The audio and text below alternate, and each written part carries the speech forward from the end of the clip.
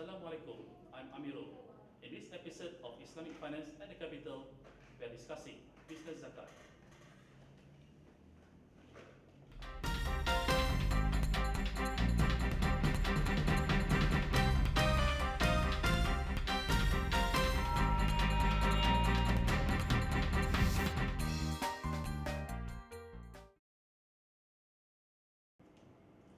Assalamualaikum.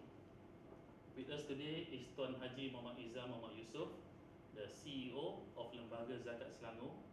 Thank you very much for inviting us to your office. Basically, Tuan Haji, what is zakat? Zakat 101 to you. Alhamdulillah, thank you very much Encik Amirul for coming to Lembaga Zakat Selangor. Zakat is really a big topic for us, and there are some people who understand and there are some people who know a little bit about zakat. So zakat basically is about allocating a certain portion of asset subject to certain governing conditions to be distributed to some determined recipient. What it means is zakat, there are various types of zakat which are important for people to provide, to give zakat, and the conditions are only, these are only for Muslim. These are only for Muslim and with certain other criteria, and also it be distributed to about 8 asnaf. So typically it's for fakir, miskin, mu'alaf, gharimi, and there are various others. So these are the deserving people who And these are are deserving entitled to people, yes. get the zakat. So basically, to the people like me, the hoi polloi, right? We only know about payment of zakat fitrah, right? But before that, where in the Quran is the verse or the ayah which states that a Muslim must pay zakat? There are various places in the Quran that say that aqimus salah, atuz zakat, saying that zakat and salat are always together. These are the things that we need to do. It's compulsory by Muslim. So it's specifically in ayah Taubah 103 that it mentions sadaqah. Sadaqah, it means it's also zakat. If I may read the verses in Surah Al-Tawbah, ayah 103, it says, "Of their wealth take alms, that so thou mightest clean and purify them, and pray on their behalf. Verify thy prayers are a source of security for them, and God is one who weareth and knoweth." So it means that here we know that zakat is important.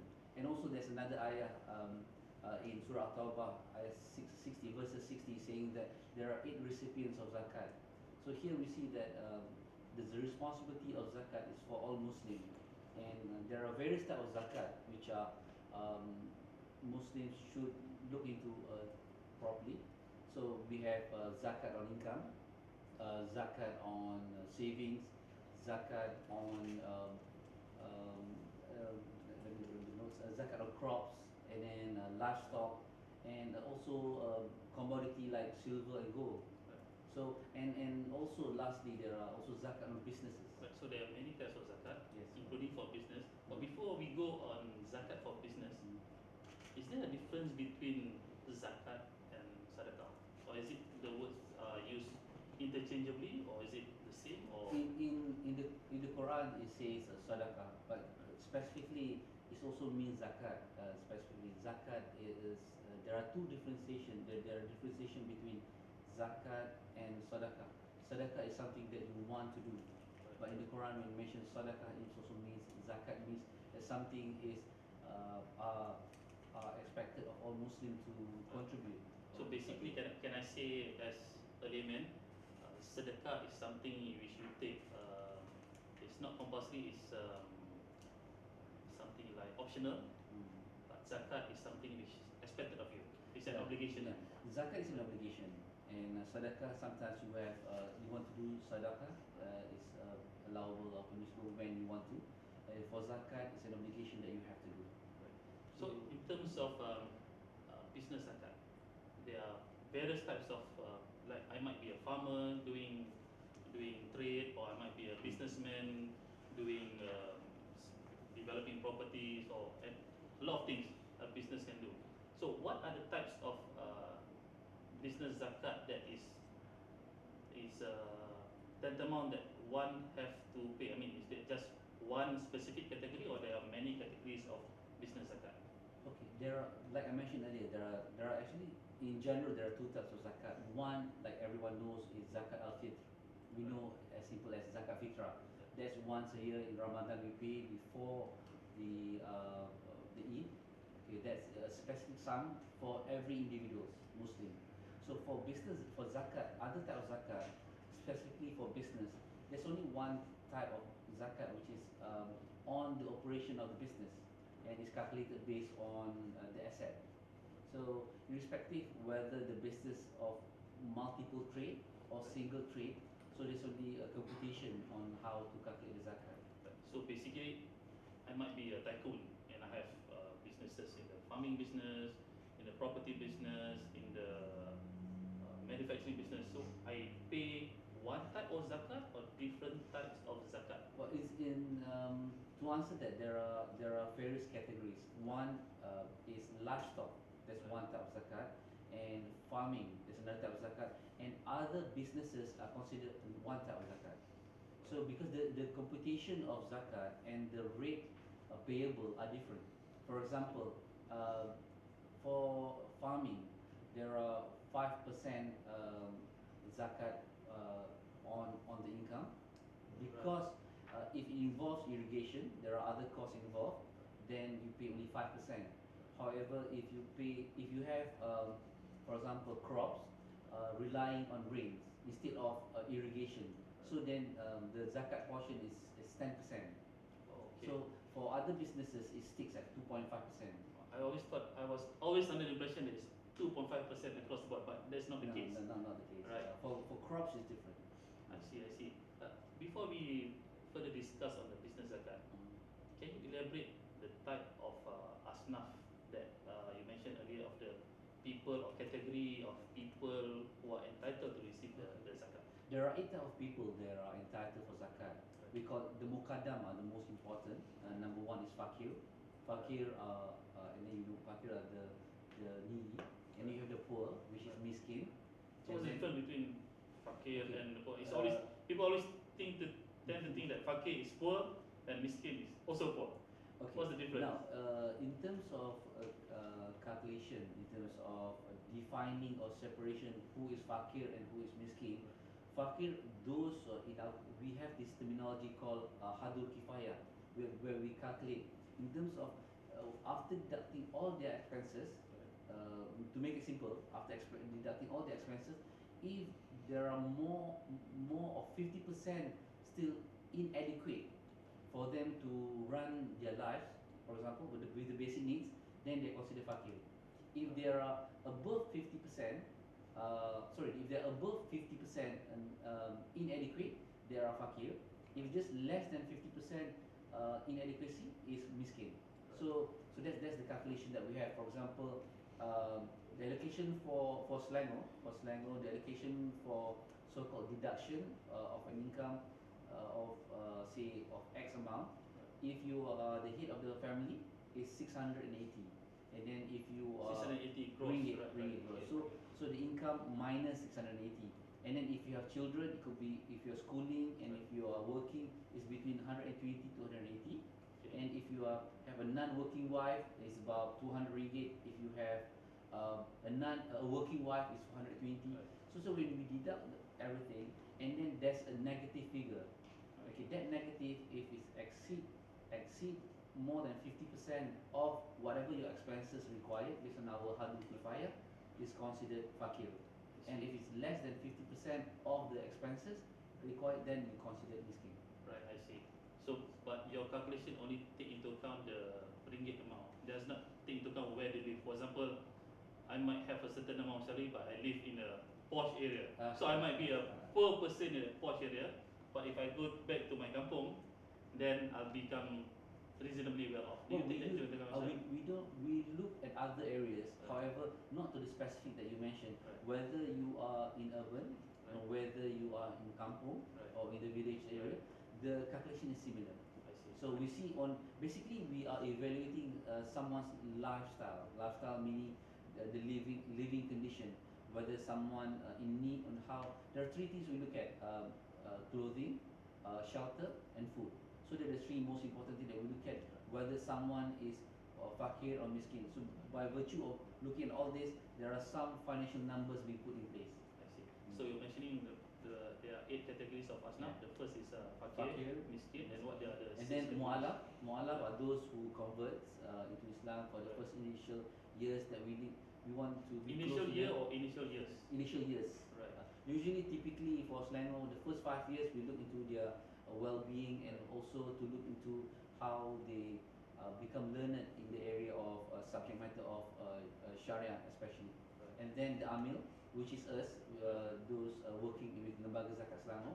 Amin Working- are basically employees of lembaga zakat. zakat. It's for the operation of zakat. It's for Right. the operation of zakat, meaning the collection and distribution. Right. So this is not just employees of lembaga zakat. I mean No. people who like, for example, when I pay my zakat fitrah, these are also the amil. Correct. Yes, that's right. Those are seasonal amil, Right. I which see. is a certain portion that we pass to them. Okay. So then we have the next one is fisabilillah. Right. So there's a lot of things that covered under fisabilillah, like assistance on repairing a mosque, or assistance in repairing certain schools, like say kafah schools, Right. or certain allowances What for are the kafah imam. schools? Kafah schools are the religious schools where we send children during the daytime. Half morning they go to government school, Right. and another half They go to the religious school. religious I see, school. So right. that's Right. and there are other areas which we assist some non-government organization that promotes Islam.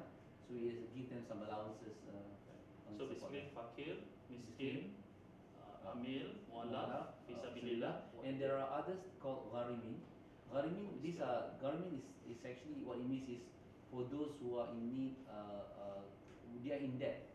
So in debt meaning, for example, in our interpretation in Selangor, for those who are, for example, in need of assistance when they wanted to go for operation in the hospital, for example, and they're on dialysis.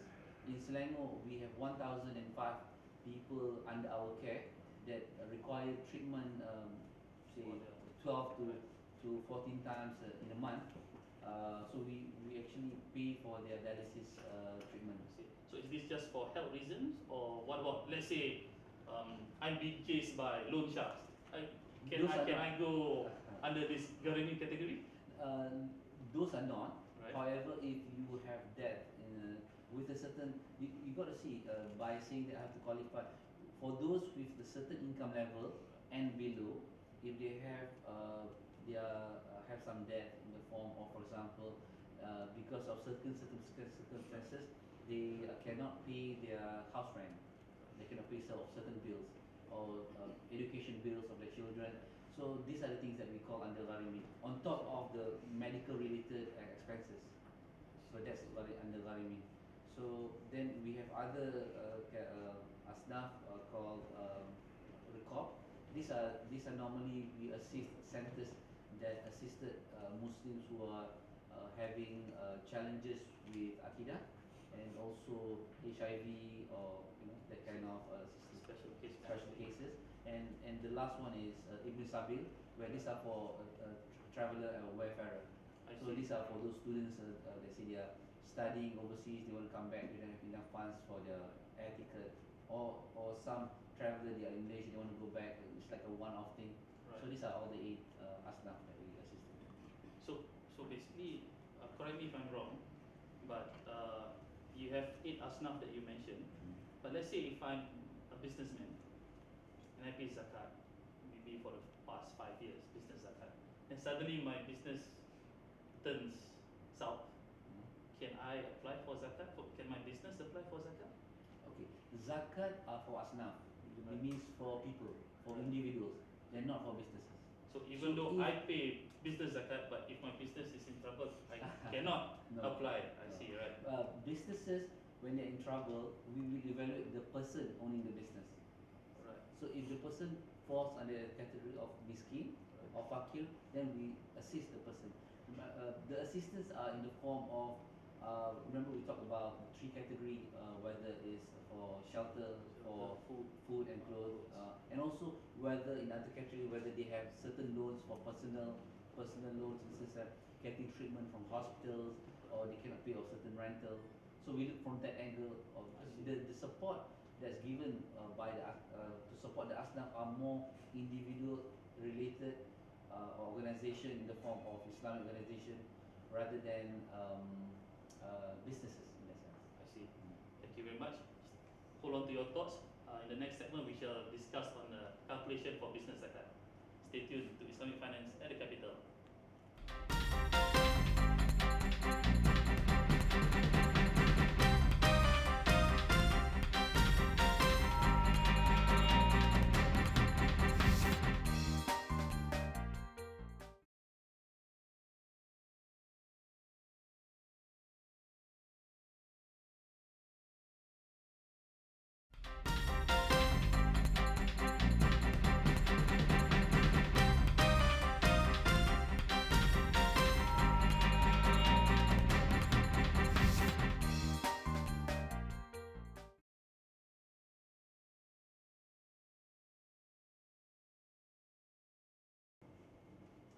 Welcome back to Islamic Finance at the Capital.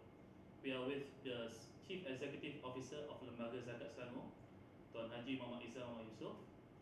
Tuan Haji, business zakat, the technical aspect of this topic. How do you calculate a business zakat if I owe